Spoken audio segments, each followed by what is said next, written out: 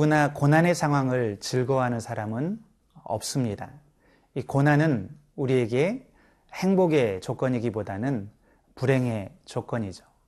그렇지만 우리가 고난을 믿음의 시각으로 바라볼 수 있다면, 고난을 믿음으로 해석할 수 있다면 고난은 우리에게 큰 유익이 됩니다.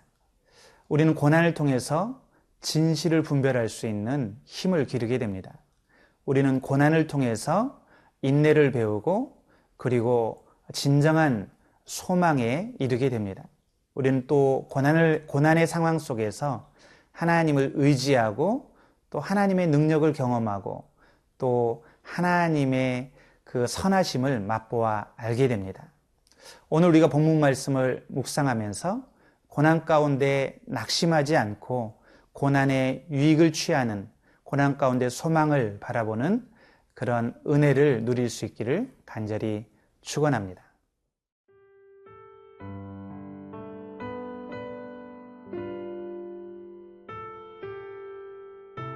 고린도후서 4장 13절에서 18절 말씀입니다. 기록된 바 내가 믿었으므로 말하였다 한 것 같이 우리가 같은 믿음의 마음을 가졌으니 우리도 믿었으므로 또한 말하노라.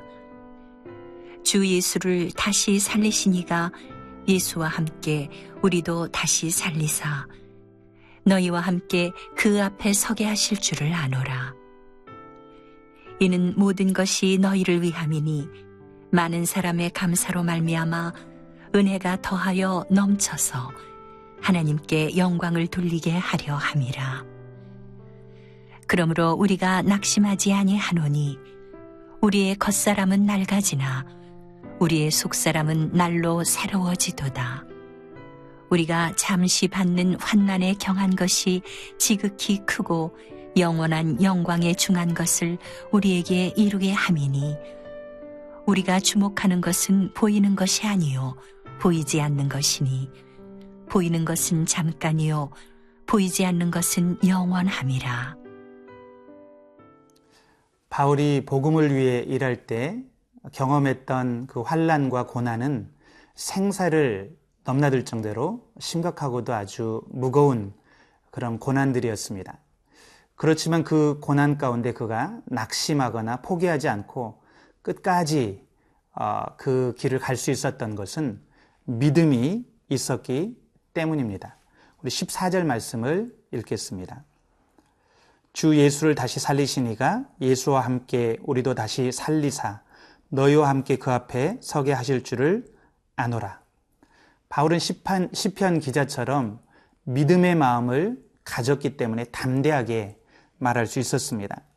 주 예수를 다시 살리시니가 예수와 함께 우리도 다시 살리사 너희와 함께 그 앞에 서게 하실 줄을 아노라. 바로 부활 신앙이라고 할 수 있습니다. 믿음은 단순히 어떤 긍정적인 사고나 자기 확신이 아니죠. 믿음이라는 것은 믿는 대상에게 달려 있습니다. 믿는 대상을 신뢰하고 믿는 대상에 대한 정확한 지식이 있기 때문에 마음의 확신을 갖게 되는 것입니다. 바울은 우리를 사랑하사 자기 외아들을 십자가에 내어주신 그 하나님의 선하심을 믿었습니다.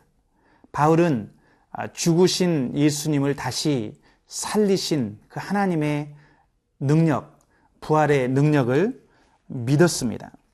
그러므로 그는 어떤 상황 속에서도 담대히 믿음으로 말할 수 있었던 것입니다. 우리는 이미 믿음 안에서 인생의 결론을 알고 살아가는 사람들입니다.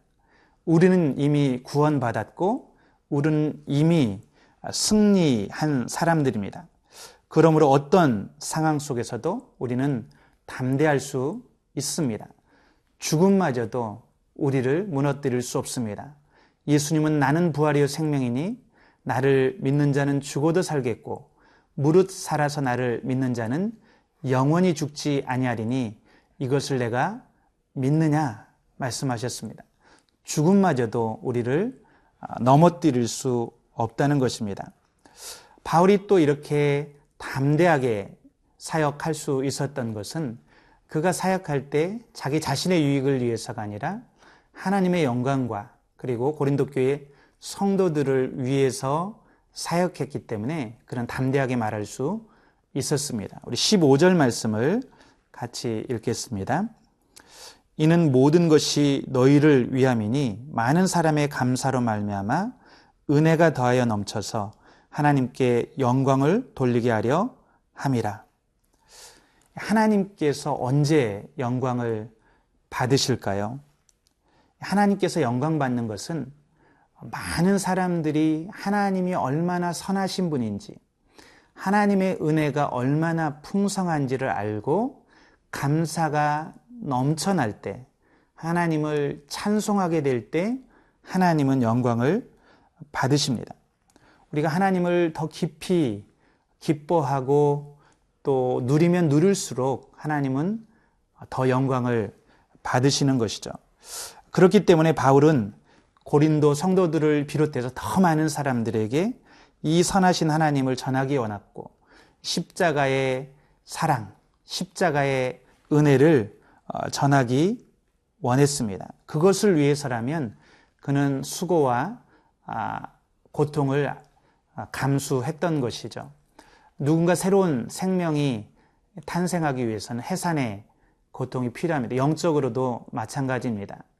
우리가 새로운 생명, 회개하고 새로운 은혜를 경험하기 위해서는 누군가 수고와 눈물을 흘려야 됩니다.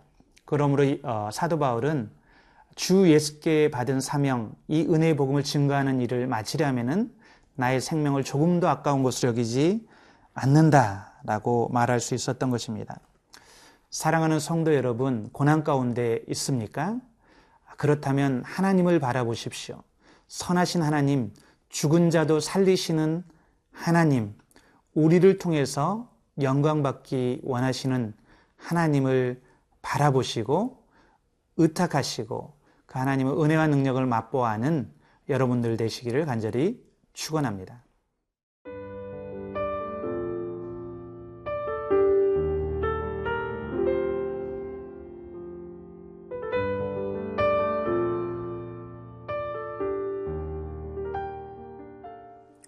사람은 누구나 나이가 들면 자기의 인생을 되돌아보게 됩니다. 자기 인생을 되돌아보며 자기가 성취한 것들을 계산해 보게 되죠.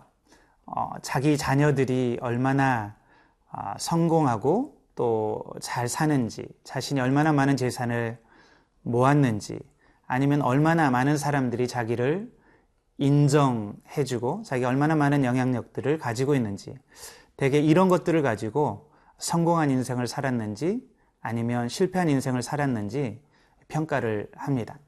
그런 기준에서 보면 사도 바울은 성공한 사람이 아닙니다. 그는 복음을 위해서 수고와 헌신을 아끼지 않았지만 그에게 남은 것들은 아무것도 없었습니다. 그는 늙고 병들고 점점 초라해져 갔습니다. 그는 자신의 겉사람이 날로 후패해져 간다, 낡아져 간다 라고 말합니다. 그럼에도 그는 결코 자신의 인생에 대해서 후회하거나 낙심하지 않습니다. 어떻게 그럴 수 있었을까요? 우리 16절에서 18절까지 말씀 한번 읽어보겠습니다. 그러므로 우리가 낙심하지 아니하노니 우리의 겉사람은 낡아지나 우리의 속사람은 날로 새로워지도다. 우리가 잠시 받는 환난에 경한 것이 지극히 크고 영원한 영광에 중한 것을 우리에게 이루게 함이니 우리가 주목하는 것은 보이는 것이 아니요 보이지 않는 것이니 보이는 것은 잠깐이요 보이지 않는 것은 영원함이라. 바울은 전혀 다른 기준과 소망을 가지고 살았기 때문에 자신의 인생에 대해서 후회하지 않고 오히려 그는 날마다 새로운 소망을 가질 수 있었습니다.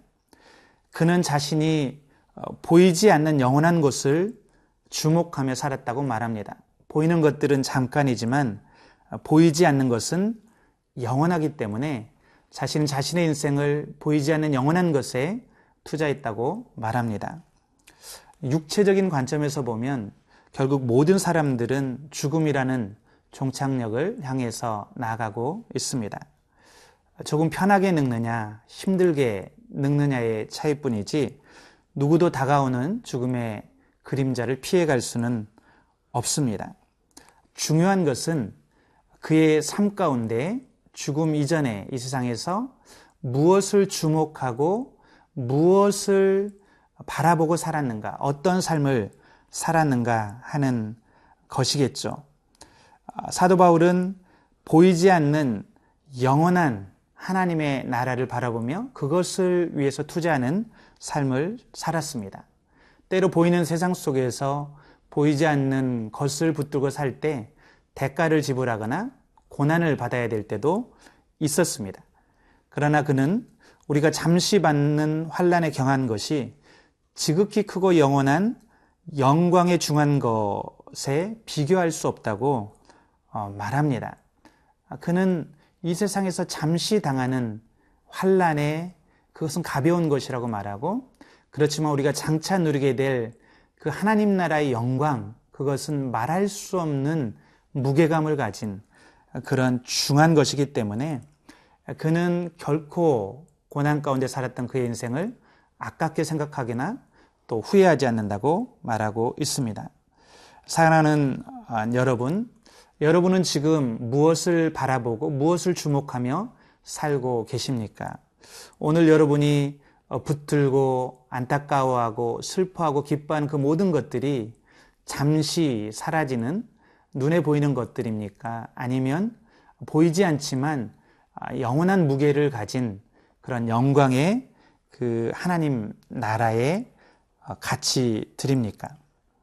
우리가 하나님의 관점에서 바라본다면 이 땅에서의 삶에 잠시 누리는 고난, 그것이 결코 불행의 조건만은 아니라는 것을 알 수 있습니다.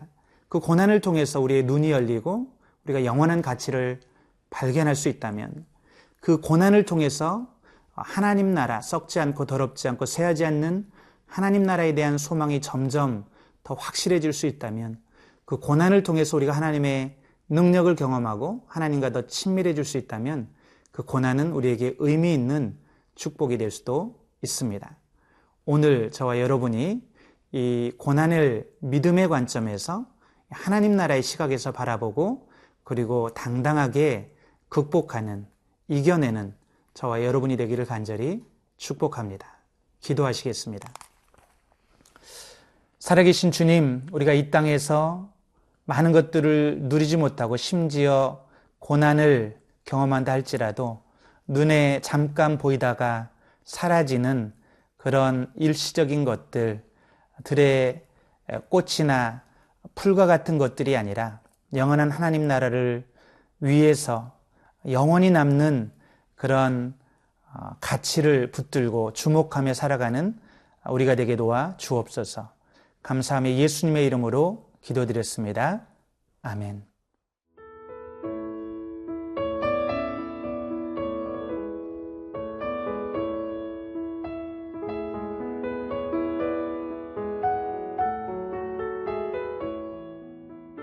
이 프로그램은 시청자 여러분의 소중한 후원으로 제작됩니다.